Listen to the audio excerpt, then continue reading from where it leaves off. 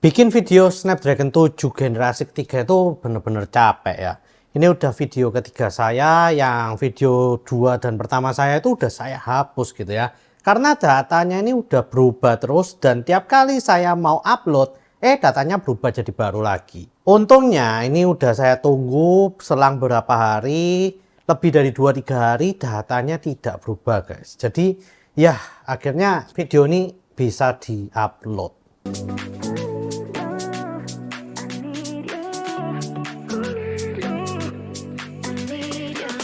Yo guys, balik lagi dengan Bill di sini dan kali ini kita akan membahas tentang apakah Snapdragon 7 Gen 3 ini bagus atau tidak.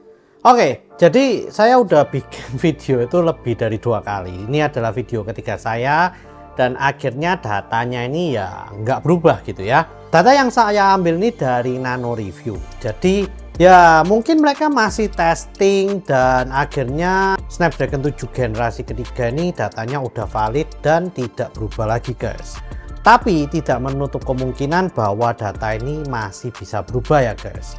Tapi sejauh ini datanya masih tetap sama dan akhirnya saya putuskan untuk coba upload dan kita akan lihat sesuai data yang kita ambil dari Nano Review ini. Oke, jadi Snapdragon 7 generasi ketiga ini sudah diluncurkan oleh Qualcomm dari minggu lalu ya. Dan tentu saja banyak orang yang sudah hype dan happy banget. Karena ya itu, Snapdragon 7 Plus generasi kedua yang ada di Poco F5 itu menurut saya udah gila banget. Dan bahkan Snapdragon 7 generasi pertama itu nggak laku ya. Bahkan saya nggak pernah dengar gitu loh. Dipakai di smartphone apa dan ya nggak ada yang muji-muji bahwa itu bagus banget. Tapi Snapdragon 7 Plus generasi kedua di Poco F5 itu bener-bener udah membuat pamornya tinggi banget guys. Bahkan Snapdragon sendiri itu ngomong bahwa sekarang Snapdragon seri 7 ini udah mencapai tahap smartphone untuk yang premium. Nah meskipun begitu, Snapdragon 7 generasi ketiga ini katanya sih untuk smartphone mid-range ya guys, bukan yang premium lagi. Oleh karena itu saya sempat berpikir, wah jangan-jangan Snapdragon 7 generasi ketiga ini bakalan lebih jelek daripada 7 Plus generasi 2. Bahkan pada saat Qualcomm itu sendiri ngomong dan membandingkannya itu dengan Snapdragon 7 generasi pertama, saya itu jadi makin yakin bahwa Snapdragon 7 Plus Gen 2 itu bakalan lebih bagus daripada yang 7 Gen 3. Nah, apakah hal itu benar? Kita langsung aja lihat dari perbandingan angka yang ada di Nano Review guys. Nah, pertama-tama kita langsung lihat ya dan bandingkan dari skor Antutu 10-nya di Nano Review. Snapdragon 7 generasi ketiga ini skor Antutunya itu mencapai 860 ribuan ya guys, dimana ini udah mengalahkan skor Antutu dari Snapdragon 870 yang mencapai 800 ribuan saja. Nah lalu untuk Snapdragon 7 generasi pertama sendiri, skor Antutunya itu berada di 670 ribuan. Nah ini sudah terpaut 200 ribuan ya guys, dan itu udah jauh banget menurut saya. Tapi dengan skor ini saya itu jadi tahu bahwa Snapdragon 7 generasi ketiga ini masih kalah jauh dengan Snapdragon 7 Plus generasi kedua. Jadi berbahagialah ya kalian yang udah beli Poco F5, karena Snapdragon 7 generasi ketiga aja masih kalah dengan Snapdragon kalian. Nah untuk urusan CPU memang Qualcomm ini ngomong bahwa dia mengalami 15% peningkatan dari Snapdragon 7 generasi pertama dan juga mengalami 50% peningkatan untuk GPU-nya dari Snapdragon 7 generasi pertama. Dan di sini kita juga dapat lihat ya bahwa memang peningkatannya ya segitu-gitu aja ya guys. Untuk urusan CPU-nya, skor Antutu-nya itu ada di 250 ribuan. Dan untuk GPU-nya sendiri itu ada di skor 270 ribuan.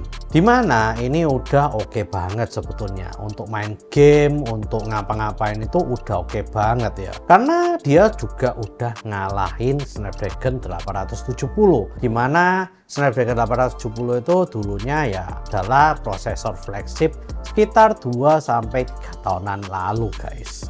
Dengan ini ya memang lebih bagus daripada Snapdragon 7 generasi pertama jauh, dan juga untuk smartphone mid range dengan skor Antutu 870 ribuan ini sudah fantastis banget sih menurut saya.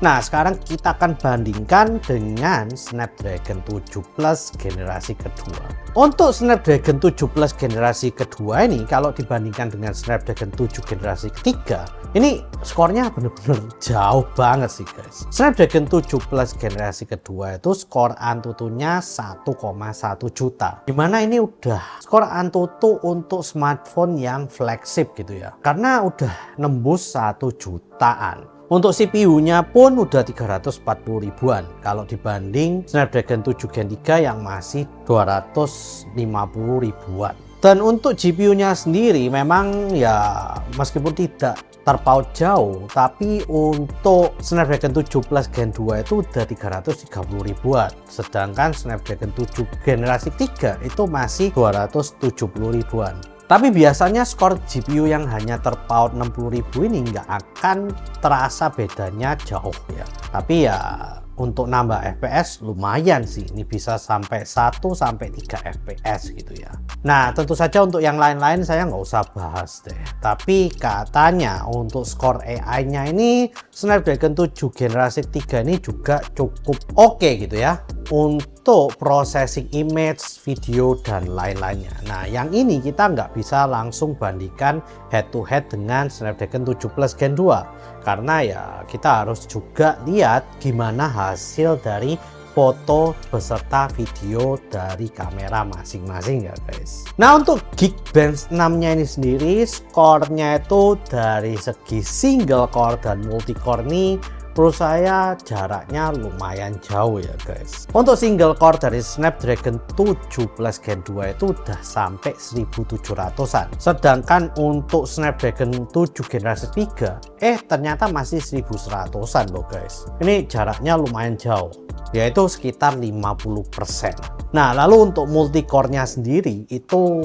untuk Snapdragon 7 Plus generasi kedua itu udah 4400-an. Sedangkan untuk Snapdragon 7 generasi ketiga itu masih 3300-an guys. Dimana ini terpaut sekitar 30%-an. Jadi jarak untuk single dan multi core-nya ini lumayan jauh, 50% dan 30%. Dan ini sangat ngefek ya untuk buka aplikasi dan efisiensi serta performa dari masing-masing aplikasi ya guys. Dengan hal ini saya bisa menyimpulkan bahwa Snapdragon 7 generasi 3 ini masih jauh di bawah Snapdragon 7 Plus Gen 2. Saya juga nggak tahu kenapa kok Qualcomm itu bisa mengeluarkan chipset Snapdragon 7 Plus Gen 2 yang performanya itu jauh banget di atas rata-rata. Bahkan kalau saya ngomong ini chipset flagship itu saya bisa banget guys. Nah yang saya sayangkan adalah ini kan generasi kedua, entah ditambah plus atau apapun, harusnya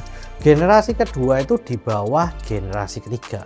Tapi di sini Qualcomm itu aneh ya. Dia memberikan generasi ketiga yang di bawahnya 7 Plus generasi kedua. Nah, sekarang kita jadi berspekulasi nih. Kira-kira Qualcomm akan meluncurkan 7 Plus generasi ketiga atau enggak? Nah, kalau iya, kira-kira performanya itu akan di atas 7 Plus Gen 2 atau masih di bawah 7 Plus generasi kedua? Karena ya ini 7 generasi 3 aja masih di bawahnya. Nah ini yang bikin saya merasa agak aneh ya untuk penamaan dari Qualcomm itu sendiri guys. Harusnya ya 7 Plus Gen 2 itu nggak ada. Harusnya ya langsung 7 generasi ketiga aja gitu loh. Karena performanya bener-bener gila banget dan juga skornya wow banget guys. Ya mungkin itu aja yang ingin saya sampaikan kepada kalian di hari ini. Moga-moga skornya ini akan tetap dan nggak ganti. Tapi kalau ganti lebih bagus pun saya juga tetap seneng ya. Asalkan jangan ganti lebih jelek daripada skor yang udah keluar di Nano Review ini guys. Oke, please share, like, dan subscribe jika kalian suka dengan video kali ini. Komen jika kalian ingin berdiskusi atau ngobrol-ngobrol tentang apapun yang ada di video kali ini guys. See you guys di video selanjutnya. Wah gila sih, ngulang sampai 3 kali demi video ini. Ya moga-moga tetap lah ya, atau kalau enggak ya at least lebih bagus gitu loh skornya.